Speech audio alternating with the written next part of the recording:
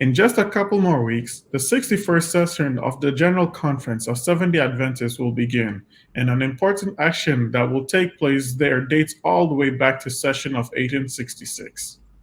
David Trim brings that and more interesting information now on Adventist History. Welcome to This Week in Adventist History.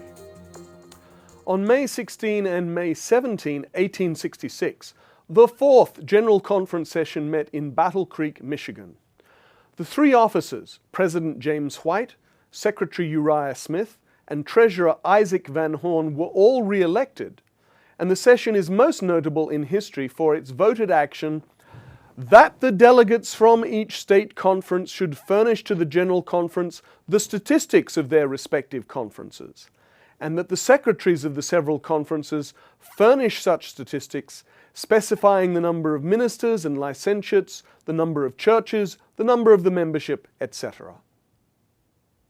Starting at the following year's 1867 General Conference session, an annual report of church statistics has always been presented, initially to the annual GC sessions and later to each year's autumn or annual council. On May 17, 1905, Clayton Ralph Potts was born in the Californian city of San Diego. In 1935, he graduated as a doctor of medicine from the College of Medical Evangelists, today's Loma Linda University, and 2 years later he married Mollie Laub, a nurse and graduate of Glendale Sanitarium. You see them here in a photo that was taken some years later. In 1938, a year after they were married, Clayton and Mollie went to Peru to serve as missionaries.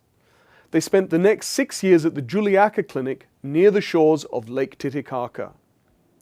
In 1945, they moved to the Peruvian capital Lima, where the church had decided to establish a clinic. They spent the next 10 years in Lima, where they had 2 sons born, Dennis and Larry. Dr. Potts became director of Clinica Good Hope Clinic, which under his direction developed into a hospital in 1949. Clayton and Mollie both worked extremely long hours in a climate that church leaders recognized was, for half of the year or more, not a desirable one.